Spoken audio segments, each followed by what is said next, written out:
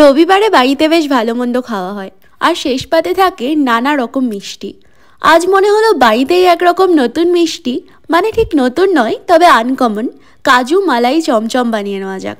একটা শুকনো কড়াইতে 3 চামচ চিনি আর আধা কাপ পরিমাণ জল দিয়ে কড়া আঁচে নেড়ে নেড়ে ক্যারামেলাইজ করে নিলাম। তারপর তার মধ্যে মাত্র 500 ml দুধ ঢেলে দিলাম। সঙ্গে পড়বে খানতিনেক এলাচ আর 1 চিমটে জাফরান কেশর। তারপর বেশ অনেকক্ষণ ধরে দুধটাকে জাল দিতে হবে। হাই হিট ওভেনে প্রায় 15 মিনিট ধরে দুধের পিছনে কন্টিনিউয়াস সার্ভিস দিতে পারলে তবেই দুধটা এরকম গাঢ় কনসিস্টেন্সিতে চলে আসবে।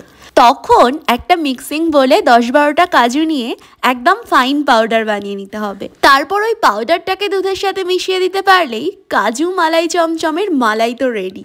নামানোর আগে আমি এলাচগুলোকে তুলে নিচ্ছি। এখানে এলাচের বদলে যদি হাফ চা চামচ মতন এলাচ পাউডার ব্যবহার করা যায় তবে আর এই তোলাতুলির ঝামেলা থাকে না। এবার এটাকে নামিয়ে ঠান্ডা হতে দেব। এদিকে আর একটা কড়াইতে আমি 1 লিটার দুধ নিয়ে খানিকটা গরম হওয়ার পরপরই এর মধ্যে আধা কাপ পরিমাণ ভিনিগার দিয়ে দেব। 1 লিটার দুধ সুষ্ঠুভাবে ছানা কাটতে 20 থেকে 25 ml ভিনিগার তো লেগেই যায়। আর ভিনিগারের বদলে লেবুও দেওয়া যায়, তবে লেবুর গন্ধটুকু কিন্তু ছানার মধ্যে থেকে যাবে। তো ছানাটা কাটার সময় আমি খুন্তি দিয়ে এইভাবে ঘোরাচ্ছি যাতে অ্যাসিডটা চারিদিকে ভালো করে মিশতে পারে। তো প্রায় 2 মিনিট পর যখন ছানাটা জল থেকে আলাদা হয়ে যাবে তখন একটা সাদা কাপড়ের মধ্যে দিয়ে এটাকে ছেঁকে নিতে হবে। ঘণ্টাখানেক ঝুলিয়ে রাখলে এমনি ছানার অবশিষ্ট জলটুকু ঝরে যায়, তবে হাত দিয়ে ম্যানুয়ালি চেপে চেপেও বের করে নেওয়া যেতে পারে। তো এই নিউলি মেড ছানাটাকে আমি একটা ফ্ল্যাট জায়গায় রেখে বাইন্ডিংয়ের জন্য দিয়ে দিলাম আধা চামচ ময়দা। ছানাটাকে মাখনের মতো নরম বানানোর জন্য এবার ভালো করে মুথে নিতে হবে। এইভাবে হাতের তালুর পিছন দিয়ে চেপে চেপে ছানা মাখতে হয়।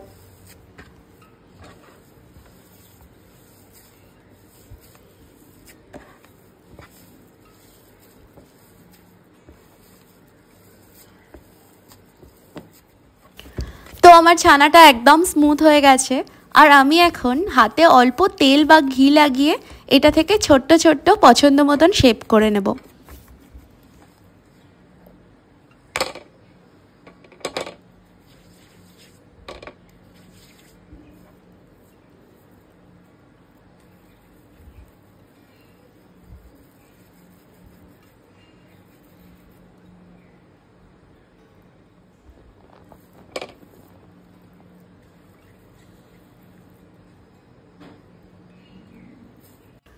তো 1 লিটার দুধ থেকে আমি মোট 12খানা প্রমাণ সাইজের চমচম গড়ে নিয়েছি।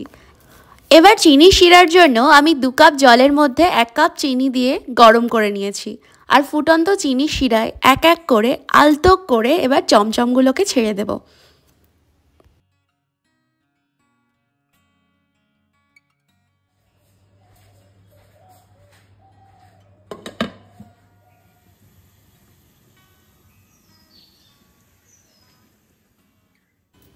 মাঝারি আঁচে ঠিক 12 মিনিট রাখার পর আমার চমচমগুলোর রসের মধ্যে কীরকম ফুলে উঠেছে। এবার এগুলোকে অত্যন্ত যত্ন সহকারে তুলতে হবে যাতে ভেঙে না যায়। এক্সেস রসটা আমি চেপে চেপে ফেলে দিলাম, পরে রসটা দিয়ে কুলের আচার বানিয়ে নেওয়া যায়। তবে এবার এই চমচমের মধ্যে আগে থেকে বানিয়ে রাখা মালাইটা ঢেলে দিতে হবে। ভালো করে এদিক ওদিক থেকে জায়গা করে দিতে হবে, সবাই যাতে মালাইয়ের সাথে বন্ধুত্ব করার সুযোগ পায়। আর তারপর এটাকে ফ্রিজের মধ্যে রাখতে হবে অন্তত 3 ঘন্টা। যদিও আর সইছিল না, বাড়িতে তো সবাই পাগল হয়ে গেছে কখন কাজু মালাই চমচম তৈরি হবে আর কখন খাওয়া হবে। তো একটু সকালবেলা থেকে তৈরি করে রেখে দিলে দুপুরবেলা বেশ খাওয়া যাবে। তো ফ্রিজ থেকে বের করে দেখি মালাইটা আরও একটু ঠিক হয়ে গেছে। ওদের বাহারি সাজ পোশাকের জন্য এবার উপর থেকে একটু পেস্তা কুচি আর জাফরান ছড়িয়ে দিলাম।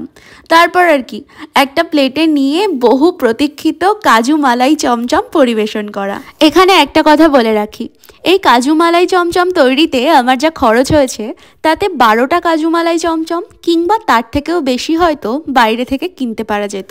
খুব ভালো দোকান থেকে কিনলে স্বাদের তারতম্য খুব বেশি হয়তো হতো না, কিন্তু যে কোনো ব্যবসায়িকভাবে তৈরি প্রোডাক্টেই কিছু অ্যাডাল্টারেশন তো থাকেই। এই মিষ্টিটা বানাতে প্রচুর পরিশ্রম ও সময় লাগে, তবে নিজের প্রিয়জনদের জন্য নিজের জন্য একদম ভেজাল মুক্ত খাবার বানাতে এটুকু কষ্ট তো করাই যায়, কি বলো?